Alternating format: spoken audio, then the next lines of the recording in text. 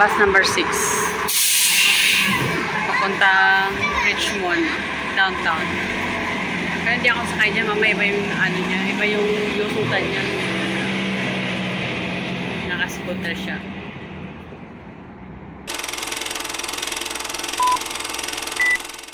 Hello mga ka-dreamers! Welcome back to my vlog. Hello everyone! For today's video, share ko lang sa inyo yung napanood ko na maraming pong mga Pilipino na mga tourist visa na naloko po sila ng isang consultancy sa Vancouver. Kasi pinangakuan po sila at nakapagbayad na sila para mabigyan sila ng job offer kahit po sila ay tourist visa. Okay, ganito yung guys. Alam naman natin na ang Canada ay nag-open po sila ng 2 years program para sa mga visitors or tourist visa na dumating dito sa Canada na pwede sila makahanap ng work permit. Yung tourist visa or visitor visa nila, pwede yun ma-convert ng work permit. Kaso ngayon, meron pong isang consultancy sa Vancouver na sobrang dami pong mga Pilipino ang naloko.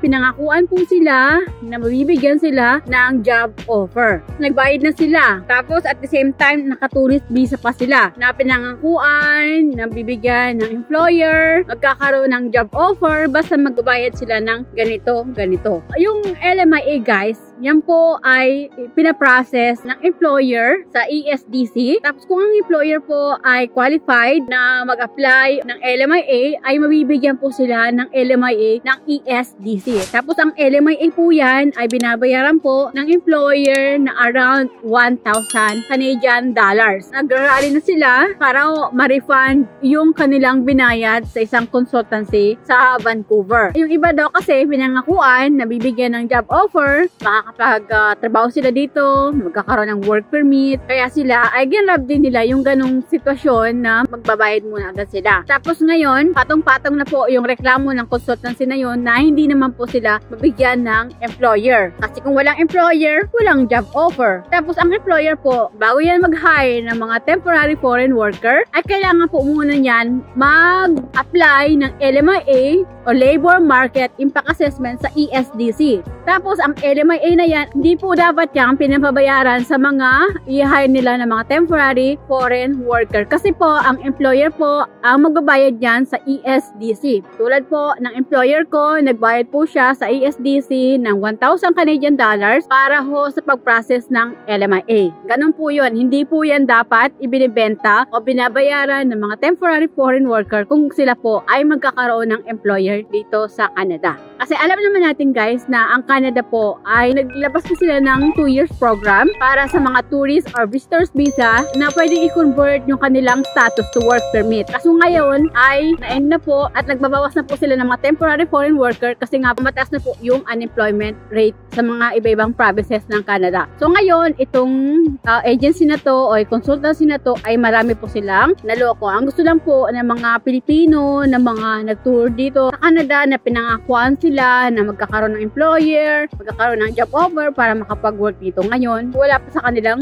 may balik o may hindi pa ma-return yung kanilang binayad. Kasi nga po, umasa sila, nabibigyan sila ng job offer. Kawawa naman po yung mga kababayan natin na gusto lang din makapagtrabaho dito sa Canada. Kasi nga nagbukas naman po talaga yung government dito na yung mga tourists or mga visitors visa na pwedeng makonvert yung status nila as a work permit. Kaya nga po ginrab nila yung sitwasyon na yun. Pumunta sila dito sa Canada, mga Pilipino, mga Indian, lahat po ay pumunta sila dito. Ginrab po nila yung opportunity niyan para makapag-work po sila dito sa Canada. So ngayon, sa dami nila, mga kapwa natin Pilipino na naloko ng consultancy na to, ay gusto lang nila may balik yung binayad nila. Kasi syempre, malaking pera din yan guys. Hindi lang yan 1,000 siguro. Hindi naman ho nila yan ipaglalaban kung maliit na halaga lang yun. Kasi po itong consultancy na to sa Vancouver ay masyado po silang nag-advantage sa kanila. So napako yung pinangako. Walang job offer kasi walang employer silang makuha. Sabi nila, legit naman daw yung consultancy nila. Marami naman daw sila natulungan. Pero bakit ngayon ang dami po mga Pilipino natin na naloko at na hindi naman po nabigyan ng job offer? Pero dapat po, huwag po tayo agad-agad magbibigay ng pera. Huwag po muna tayong magbibitaw, lalo na po kung malaking pera yan. Kasi nga po, dito po sa Canada, una ay hindi po kayo magbabayad ng LMIA. Tapos kapag kayo ay meron kayo agent, may consultancy kasi, meron po yung agreement. Okay, may agreement yan. Kunwari, first payment, pag mayroon ka ng employer. Second payment, pag may LMIA ka na. Third payment, pag ipaprocess na yung work permit mo. Fourth payment, last payment, ayan na po yung approved na yung work permit nyo. Ganyan po dapat yung meron agreement. Huwag kayong basta-basta na magbibigay kayo ng pera nyo, pinangakuan kayo, na magbibigyan kayo ng trabaho. Wala naman kayong pinipirmahan na agreement. Nagbayad na agad kayo, nag-full payment na agad kayo, kahit wala pa kayong employer. Okay, dapat yan, partial payment. Dapat yan, may agreement kayo na ganito-ganto.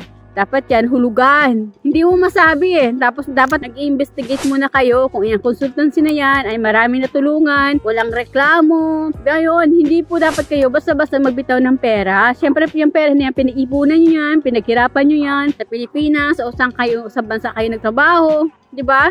Masakit kasi na pinaghirapan nyo yung pera niya, tapos bigla na lang mawawala. Hindi na may balik sa inyo, tapos naghintay kayo, nabibigyan kayo ng employer, magkakatrabaho kayo dito sa Canada, magkakaroon kayo ng work permit.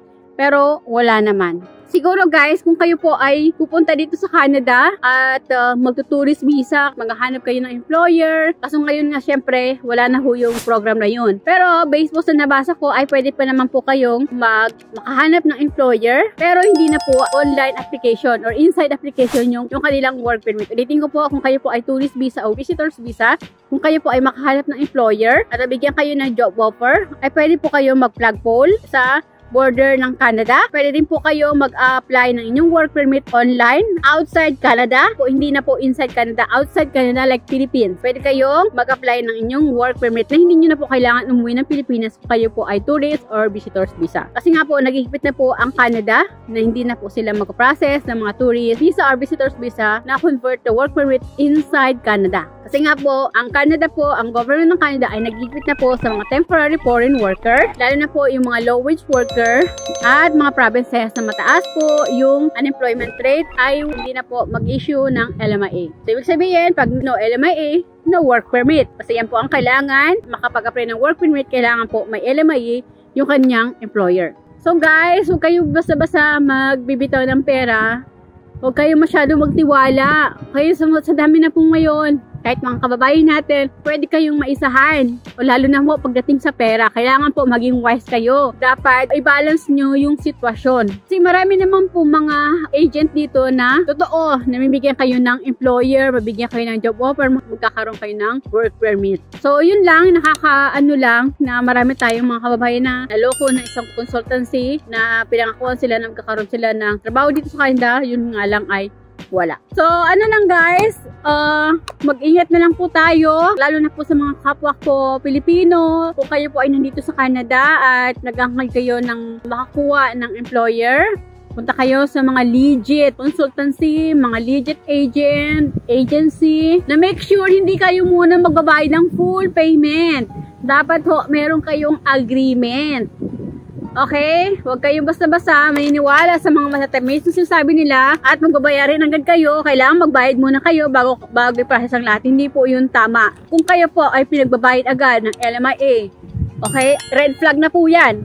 Okay? Ang LMIA po ay wala hong bayad sa mga employee. Okay? Hindi po yan babayaran. So, free po yan sa mga i-hire nila ng mga temporary foreign worker ng employer. Tapos, naka-tourist visa pa kayo, pwede pa kayong mawala ng status, kakahintay nyo ng job offer, di ba? Be wise po at magtanong-tanong kayo, i-review nyo yung background, mag-background check muna kayo kung talagang totoong consultancy yan, mabibigyan kayo ng talagang totoong trabaho, di ba? Lalo na kung ngayon, ingat po kayo kasi nga po, binigyan na po ng immigration or ng Canada yung program para sa tourist or visitor visa na pwede mag-convert ng work permit inside Canada. Pwede ho kayo, while po kayo naka-tourist or visitors visa, kung kayo po ay makahanap ng trabaho, pwede kayong mag-apply ng work permit nyo, flagpole sa border or outside Canada like Philippines. At pwede kayong mag-stay dito sa Canada kung mayroon pa po kayong status. Kung valid po yung status nyo, you can stay po. Pero kung wala, ay kailangan nyo po munang umuwi sa Pilipinas o sa bansa while waiting po ng inyong work permit na ma-approve. So, yun lang guys. Na-share ko lang po sa inyo yung consultancy sa Vancouver na naloko po ang mga kapwa natin Pilipino na nabalita na po ng Omni News. Pwede niyo pong panoorin para magkaroon kayo ng idea or baka kayo ay isa din po sa waiting ng employer at wala din ng employer na ibibigay. Pwede kayong mag-file ng case nyo. Huwag na ho kayong sumali sa mga rally kasi wala naman ho yung may dudulot na maganda. Mas maganda mag-file kayo sa tamang paraan at mabawi nyo yung pera na naibayad nyo. So, yun lang guys. Ingat po para hindi po kayo maloko ng isang manloloko. Okay? So, yun lang guys. So, guys, if you find my video helpful, please pakisubscribe na lang po. And do like and share na rin po kung nagustuhan nyo po yung mga video ko at nakakatulong po sa inyo. Please, pakiclick naman po yung bell notification para ma-notify po kayo sa mga bago kong video. So, yun lang guys. Thank you for watching. Bye. God bless us all.